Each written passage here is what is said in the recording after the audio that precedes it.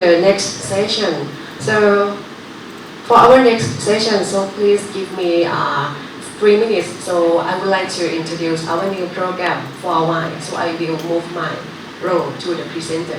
So I am excited to introduce our new program, Translational Epidemiology Graduate Program at Mahidol University. So we offering master and doctoral degree. So this is a Thailand first program in translational epidemiology. We aim to launch in 2027. So what is a translational epidemiology? It is a science and the practice of translating epidemiologic research into evidence-based policy, programs, and practice that improve population health. So we bridge the gap between research and real-world impact through this pathway, as you can see in the slide. So research leads to evidence which inform policy, drive practice, and create impact. Our mission is so simple: transform complex data into decisions and create measurable health improvement. Next slide, please. So our PhD program welcome in both international and Thai students and offer 3 flexible plans. For plan 1, master to PhD with no coursework, so perfect for the professional career that who want to pursue the dissertation work.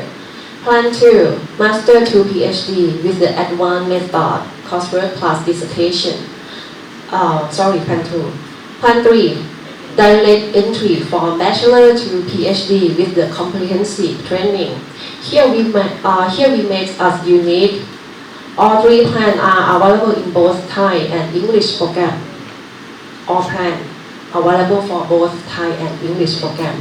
And each plan also offers 2 tracks: the regular track for full-time students and the special track for working professionals who need part-time. So which is very flexible scheduling for them. So we designed this specifically so professionals in the government, NGOs, or research institutional can advance their career while continuing their work. Next slide, please. So we invite you to join us and transform evidence into action. The application will open in 2027. So be part of Thailand first translational epidemiology program. So you will be trained with world-class faculty, shape health policy, and create real-world impact. So we can find more information on the slide here. So thank you very much for the time. We are at the Department of Epidemiology, Faculty of Public Health, Mahidol University. So we look forward to receive your application if you're interested. Thank you very much. So this session will examine specific clinical challenges and global trends that set the state of our discussion today. So our first speaker is Dr. Johan Menendez, who will discuss pharyngeal gonorrhea and antimicrobial resistance. So Dr. Johan Menendez is an assistant professor of the Department of Infectious Disease at the Johns Hopkins School of Medicine. So please join me. Welcome, Dr. Menendez. To do today, we'll talk to you about, first of all, pharyngeal gonorrhea and why these primarily asymptomatic infections are important and why we care about them. The central topic will be discussing AMR in the context of pharyngeal gonorrhea, specifically looking at emergence mediated by horizontal gene transfer associated with the transfer of DNA to Neisseria gonorrhea from commensal Neisseria species. Then I will tell you a little bit about a project that we just completed in Uganda looking at pharyngeal Neisseria gonorrhea infections and AMR. And at the end, I'm going to offer some concluding remarks and also some future directions as to where I feel that the field AMR in pharyngeal gonorrhea should go.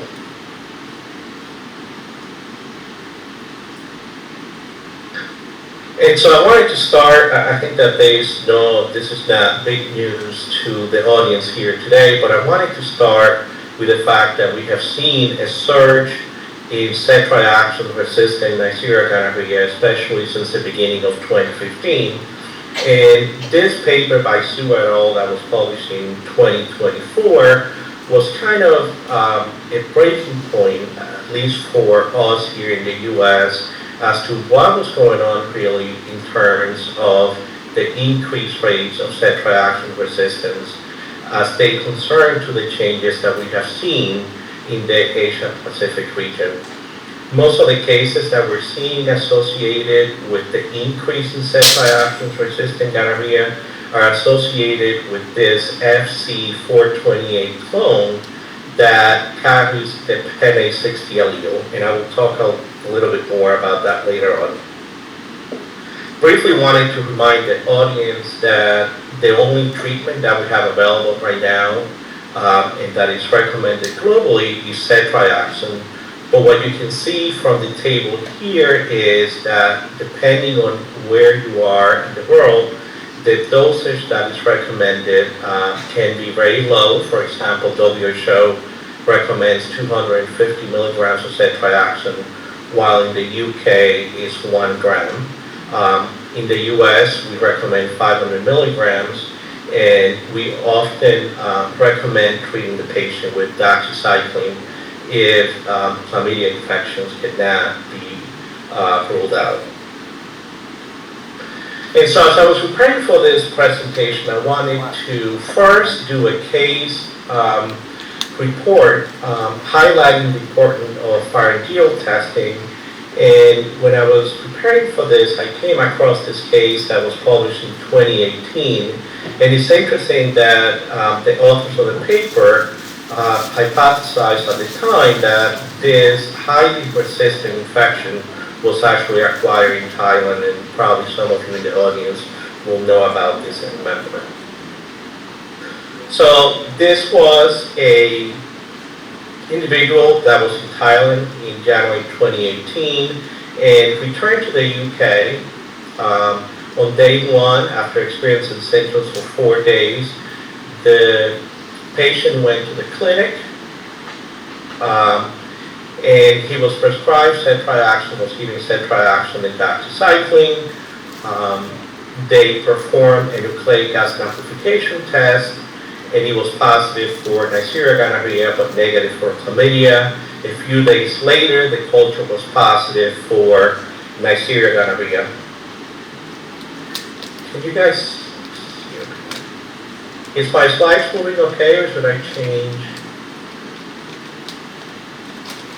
Johan, you need to go into presenter mode. Yeah, there you go. Is that better now? Hang on, it hasn't, now it's better, thank you. Okay, thank you, Khalil. I couldn't see what was going on. All I see is my slides here. Okay, so after the culture turned positive, they do susceptibility testing and determined that the isolate was resistant to both ceftriaxone sulfixin and displayed high level resistance to azithromycin. The patient came back to the clinic on day 13. He didn't have any more symptoms. The urethral NAT test was negative for Neisseria gonorrhea. However, they did not do pharyngeal NAT testing at that point because the strain that was isolated was so highly persistent. The patient was treated with 2 grams of pectinomycin. The patient came back 20 days later, still no symptoms associated with urethral discharge, and the NAT test was negative. However, the pharyngeal culture was positive, and the patient was again treated with spectromycin. So this was considered a treatment failure because the patient reported no sexual contact, and the urethral isolate that was isolated on day 1 was identical to the pharyngeal isolate that was isolated on day 33. And so I think that this really highlights the importance of doing pharyngeal testing to be able to identify these infections that can be highly persistent. And so what is the mechanism associated with ceftriaxone resistance? Well, now after many years we know that it's associated with this mosaic PNA allele. And the mosaic PNA allele basically originated through horizontal gene transfer in which Neisseria gonorrhea acquired DNA from commensal Neisseria species. And so if you were looking at a PEN-A gene or resistant strain, you will see that the first half of the gene is highly similar to DNA sequences for Neisseria gonorrhea, but the second half looks more like the DNA from commensal Neisseria species. And so our group and others here in the US have been looking at what is the evidence associated with horizontal gene transfer and the emergence of antimicrobial resistance in Neisseria gonorrhea. And I'm going to tell you a little bit about what we know and what we don't know about this process and how it occurs. So based on this review that we did that was published just earlier this month, we know that about 80 to 100% of the cases of pharyngeal gonorrhea tend to be asymptomatic, and as such, they tend to go undiagnosed and untreated. We also know that cure rates for pharyngeal gonorrhea tend to be lower than at any other anatomical sites, and this is associated with the fact that in the pharyngeal tissue there is poor drug penetration. There was a study that estimated that when they measure beta-lactams in the pharynx, the concentration was lower than 10% of the concentration that you will see in the serum. Opposite to that, we know that there are some individuals that are able to clear the infection between screening and treatment, and we really don't know why that occurs, but this can often lead to overtreatment because anyone who tests positive for pharyngeal gonorrhea is treated with ceftriaxone.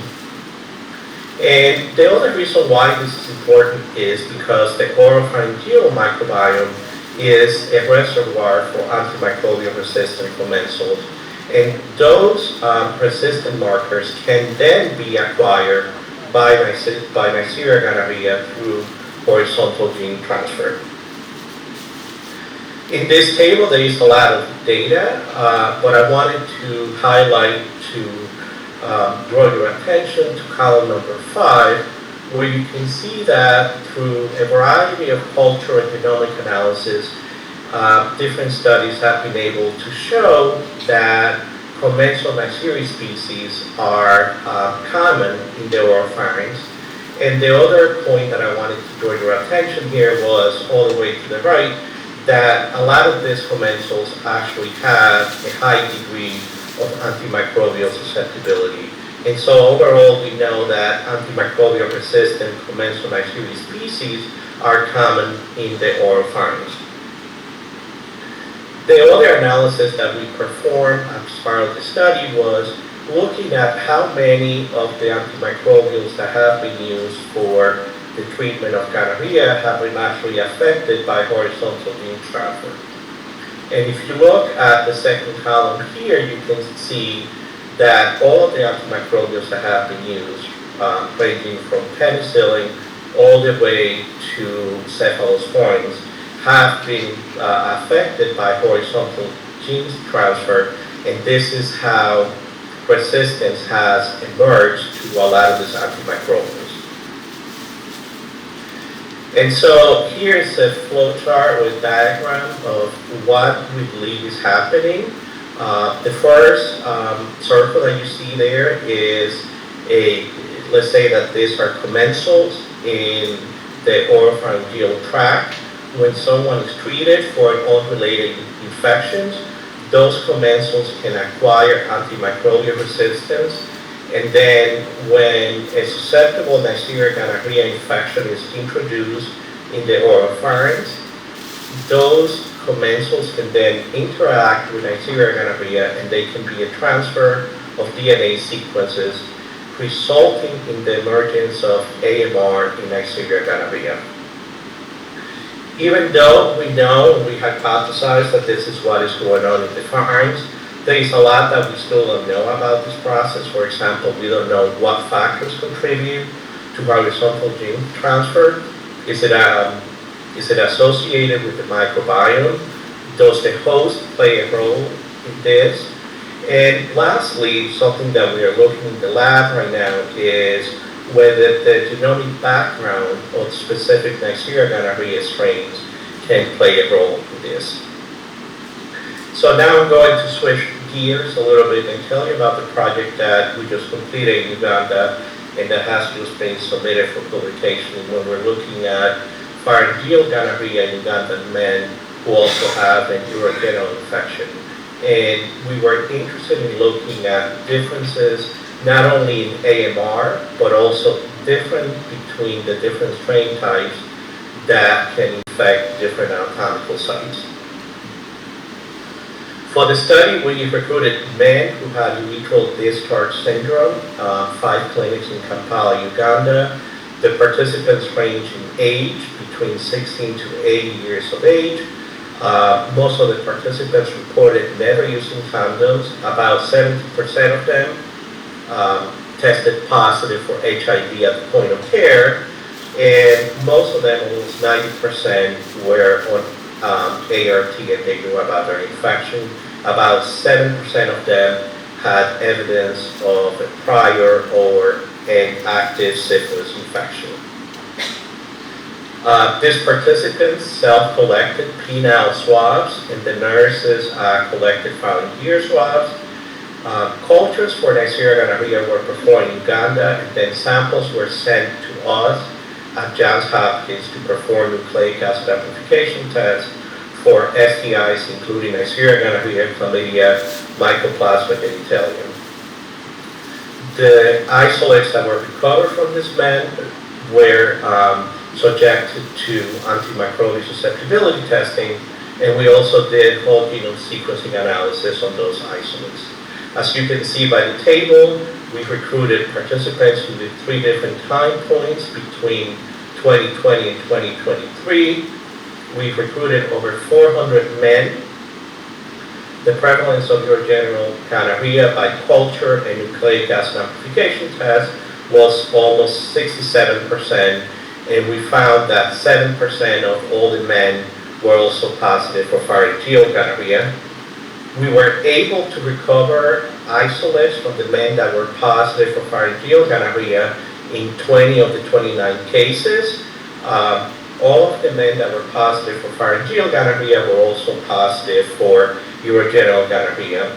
Interestingly, if we only look at the men who had urogenital gonorrhea, about 11% of them also tested positive for pharyngeal gonorrhea, suggesting that men with urogenital gonorrhea could be an ideal population to do studies regarding pharyngeal gonorrhea. Here is the distribution of all of the STIs in this men that we analyzed. 56% tested positive for Neisseria gonorrhea alone. 12% tested positive for chlamydia and gonorrhea.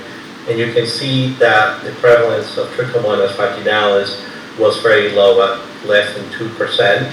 Also wanted to draw your attention to the fact that about 9% of these men were also positive for mycoplasma genitalium.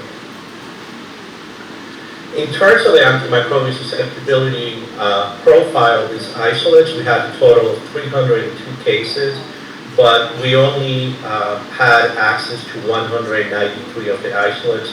As you can see there, for a variety of reasons, we didn't have access to all of the isolates. When we look at the susceptibility profile of these isolates, 100% of them were susceptible to ceftriaxone and cefixime. In Uganda, they're still using cefixime for the treatment of gonorrhea. 15% of the isolates had high-level resistance to azithromycin. This is a phenotype that we have never observed before in Uganda, and you can see that almost all of the isolates were resistant to penicillin, tetracycline, and ciprofloxacin. We decided to look at the data altogether for the pharyngeal and urogenital isolates because we only had 20 pharyngeal isolates, but you can see at the bottom that there was no difference in terms of resistance to azithromycin between those isolates that were isolated from the urogenital tract versus the pharynx. We also tried to look at demographics associated with pharyngeal gonorrhea and also urogenital gonorrhea, and you can see that age, HIV status, and syphilis were not associated with having any of these infections. We also looked at the behaviors, the data that we have from behaviors, including sex partners, whether they have been involved in transactional sex, condom use, and number of episodes of urethral discharge syndrome, and none of those factors were associated with pharyngeal gonorrhea based on the data that we had. This was the only data that we were able to collect due to laws in Uganda that prevented us from collecting data on sexual orientation of these participants. We were also interested in looking at differences between urogenital Neisseria gonorrhea and pharyngeal Neisseria gonorrhea, and we had a total of 49 isolates from 40 men. These were men that tested positive by culture for both urogenital and pharyngeal gonorrhea. And so what we did for this was we compared the antimicrobial susceptibility profile. We also did multi-locus sequence typing, or MLST, based on the whole genome sequencing data to determine whether or not the strains that were infecting the urethra were the same as those that were infecting the pharyngeal tract. Based on this analysis, we determined that 9 of the 19 participants had the same strain in the penis as they did in the pharynx. And you can see here that represented by the letter P and PH. You can also see that the MLST for the strain was the same, and that the susceptibility profile for both of the strains was almost identical. We only had one case, participant SA281, in which the penile isolate had intermediate resistance to penicillin, while the pharyngeal isolate was resistant to penicillin. We had 10 participants where the pharyngeal isolate was different than the penile isolate, and you can see that clearly here by looking at the MLST number showing that they're different, and also in some cases we had that the susceptibility profile to some of the antimicrobials was different. We also had 2 participants who had more than one strain at one anatomical site. For example, SA285 had 2 different pharyngeal strains, including one that had high level resistance to azithromycin. And then another participant, MN220, had 2 different penile isolates, one of which had high level resistance to azithromycin. We can also look at the data from a genomic perspective, and you can see that those pair of isolates represented with a star in a green box, those isolates were identical to each other. You can see there the P and the pH next to each other. I also want to draw your attention to the fact that the 2 isolates that were isolated from participant SA285, the penile isolate was different than the pharyngeal isolate, even though they both belong to MLSD 1588. And so in conclusion, we found that pharyngeal gonorrhea is common, or in some cases uncommon. About 11% of the men had it when they also had urogenital gonorrhea. We found a high rate of participants that were infected with different strains. And we found that this was associated with transactional sex. This has been previously reported by other studies, but in the study that I've referenced here, they only found that about 10% of the participants were infected with different strains. We found evidence of higher MIC in pharyngeal Neisseria gonorrhea, but that the data is not conclusive. One of the things that we were looking for was to see if there was evidence of Neisseria commensal DNA in the pharyngeal samples. We did not find any evidence of that, but we only looked at known AMR markers. In the future, I would like to look in more detail and conduct more microbiological assessment of cultures from multiple strains to see what are the difference between the different strains. Wanted to end on a more positive note, noting that we have two drugs that have been approved by the FDA, gepotidacin and sulfodacin. So far, they have only been approved for urogenital infection because, as you can see, the cure rate for pharyngeal Neisseria gonorrhea is low. There is also concern that these two drugs can quickly develop resistance. The previous study has shown that sulfodacin can acquire AMR from commensal Neisseria species. And then a second study that just came out showed that if you have resistance to one of these drugs, it can lead to cross-resistance to the second drug, and that this is associated with the genomic background of the Neisseria gonorrhea strains. In our lab, to be able to understand this more, we are doing co-culturing studies to see how horizontal gene transfer occurs, and this is the workflow that we're using, co-culturing, doing susceptibility testing, and then doing whole genome sequencing analysis to confirm that a specific genomic DNA sequence has been transferred from a commensal to Neisseria gonorrhea. I want to end with this table. This is pretty much everything that I cover associated with pharyngeal gonorrhea and the differences that we see with urogenital gonorrhea.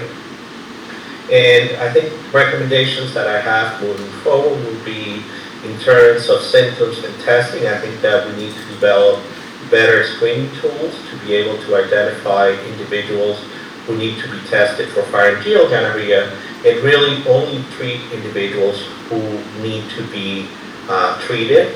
In terms of culture susceptibility testing and molecular testing, I do recommend that we continue to use culture for pharyngeal gonorrhea for surveillance purposes. We need to continue to monitor the evolution of AMR in commensal